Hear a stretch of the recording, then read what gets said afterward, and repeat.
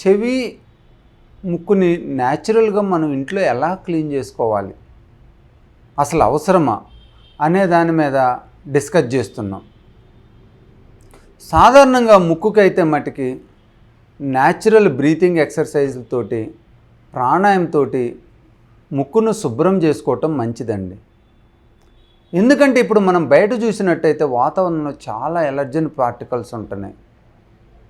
మెయిన్‌గా రోడ్ల నిండా డస్టే కాకుండా మన చుట్టుపక్కల ఇంటి చుట్టుపక్కల కానీ ఆఫీస్ చుట్టుపక్కల ప్రాంతాల్లో కూడా ఈ construction activities other infrastructural activities జరగటంతో అవన్నీ దుమ్ము ధూళి గాలిలోకి పోతాయి. అవన్నీ కూడా మళ్ళీ గాలి ద్వారా మనం బ్రీతింగ్ చేసేటప్పుడు మన ముక్కులోకి వెళ్ళే అవకాశం ఉంటుందన్నమాట. సో ఈ పార్టికల్స్ని మనం ఎప్పటికప్పుడు క్లీన్ చేసుకోవాలి. ఎస్పెషలీ అర్బన్ ఏరియాస్లో ఉన్న వాళ్ళకి ఖచ్చితంగా ఈ ముక్కుని రెగ్యులర్గా శుభ్రం చేసుకోవటం మంచిదన్నమాట. అలానే ఈవెన్ విలేజెస్లో కూడా రూరల్ ఏరియాలో కూడా అగ్రికల్చర్ వర్క్ చేసే వాళ్ళకి వాళ్ళు కూడా క్లీన్ చేసుకోవాలి. ఎందుకంటే అక్కడ ఉన్న పొలంలో ఉన్న డస్ట్ కానీ ఇంట్లో ఉన్న డస్ట్ కానీ అలానే అక్కడ ఉన్న ఫంగల్ పార్టికల్స్ కానీ ముక్కులోకి పోయి తర్వాత మనకు వాటికి అవకాశం వచ్చినప్పుడు నష్టం చేసే అవకాశం ఉంటుందన్నమాట. ఇప్పుడు చూసినట్లయితే కోవిడ్ నుంచి కూడా కోవిడ్ వచ్చిన వాళ్ళు కూడా చాలామందిలో ఫంగస్ ఇన్ఫెక్షన్ వచ్చింది. ఏంటంటే ఈ ఫంగస్ అనేది మనకు చుట్టుపక్కల ఉండే బూజ్ అన్నమాట. ఇది మన ముక్కులోకి పోయినప్పుడు అక్కడ కనుక అన్హెల్తీ కండిషన్స్ ఉంటే ఇన్ఫెక్షన్స్ నుంచి కానీ షుగర్ ఎక్కువ అవటం వల్ల కానీ ఉంటే అది ఇన్ఫెక్షన్గా కన్వర్ట్ అయిపోయి ఇన్వేజివ్ అయిపోయి దాన్ని మనకి బ్లాక్ ఫంగస్ బ్యాక్టీరియల్ ఇన్ఫెక్షన్ రూపంలో వస్తుంటుంది అన్నమాట.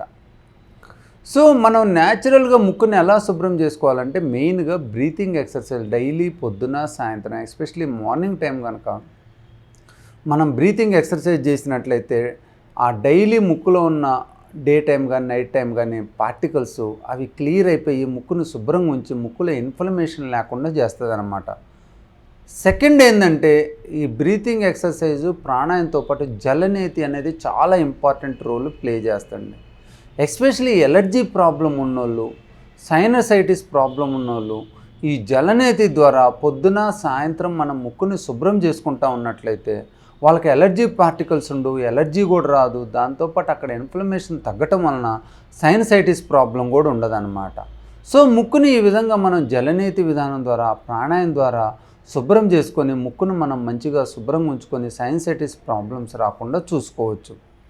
చెవికి సంబంధించి ఎక్కువ మంది చెవిని శుభ్రం చేసుకోవాల్సిన అవసరం ఉండదండి. న్యాచురల్గా మనంతటా మనం ఇంట్లో చేసుకోవటం కూడా మంచిది కాదు. ఎందుకంటే చెవిలో మనం ఏమాత్రం కాటన్ బడ్డు పెట్టినా కూడా లోపల ఏదన్నా పార్టికల్ ఉంటే అది ఇంకా లోపలికి పుష్ చేస్తుంది. ఎందుకంటే ఏదైనా మనం వస్తువుని తీసేటప్పుడు దాని వెనక భాగంకి వెళ్ళి వెనక భాగం నుంచి తీయాలి. ఇప్పుడు మనం ఏం చేస్తున్నాం, ఫ్రంట్ భాగం నుంచి దాన్ని కాటన్ బడ్డుతో తోసినట్లయితే కాటన్ బడ్డుతో తీయటానికి ట్రై చేసినట్లయితే అది ఇంకా లోపలికి వెళ్ళిపోయి దాని నుంచి చాలా సీరియస్ ప్రాబ్లమ్స్ కెరటోసిస్ ఆబ్టరెన్స్ అనే వ్యాధి వచ్చే ప్రాబ్లం ఉంటుంది అన్నమాట. ఈ కెరటోసిస్ ఆబ్టరెన్స్లో ఆ వ్యాక్స్ అనేది ఎక్యుములేట్ అయ్యి బోన్ ఇన్ఫెక్షన్ని ఆ తర్వాత సీరియస్ కాంప్లికేషన్స్ కూడా వచ్చే అవకాశం ఉంటుందన్నమాట. సో ఈ విధంగా మీరు కాటన్ బడ్స్తో క్లీన్ చేయొద్దు. మెయిన్గా మనం చెవిని శుభ్రం చేసుకోవాలనుకుంటే సింపుల్ టెక్నిక్ ఏంటంటే మెత్తటి కాటన్ క్లాత్ తీసుకొని దాన్ని కొంచెం గోరువెచ్చని నీటిలో ముంచి బాగా పిండి దాన్ని సన్నగా చేసి చెవిలో పెట్టినట్లయితే చుట్టుపక్కల ఉన్న గుబిలు కానీ డస్ట్ కానీ ఆ క్లాత్కి అంటుకొని బయటకు వస్తారనమాట. ఎట్టి పరిస్థితుల్లోనూ హార్డ్ ఆబ్జెక్ట్స్ తోటి మీరు చెవిని క్లీన్ చేయడానికి ట్రై చేయొద్దు. ఈ సాఫ్ట్ ఆబ్జెక్ట్స్ ఏం చేస్తుందంటే ఒక్కోసారి మనకు లోపల గుబిలు ఉన్నా కూడా దాన్ని ఇంకా లోపలికి పుష్ చేయదు, మన చుట్టుపక్కల భాగంలో ఉన్న ఆ గుబిల్ని బయటికి తీసుకొస్తాను అనమాట. సో మీరు చెవిని శుభ్రం చేసుకోవాలనుకుంటే స్నానం చేసిన తర్వాత కొంచెం వేడి నీళ్ళలో గుడ్డ పెట్టి ఆ మెత్తటి గుడ్డను పెట్టి ఆ గుడ్డను గట్టిగా పిండి మన చెవిలో కెనాల్ ద్వారా లోపల పంపించి కొంచెం దూరం కొంచెం మనం క్లీన్ చేసుకోవడానికి అవకాశం ఉంటుందన్నమాట. ఈ విధంగా మనం చెవిని ముక్కుని శుభ్రం చేసుకుంటా ఉన్నట్లయితే మనకి ఎస్పెషలీ ఎలర్జీ ప్రాబ్లమ్స్ రావు, సైనసైటిస్ ప్రాబ్లమ్స్ రావు, చెవిలో కూడా నీరు ఎక్కువ కాకుండా ఇన్ఫెక్షన్స్ వచ్చే అవకాశం తక్కువ ఉంటుందన్నమాట. నా పేరు doctor Chhaava Anjaneyulu, senior E.N.T సర్జన్ని, ఫిజిషియన్ని, స్పెషలిస్ట్ని.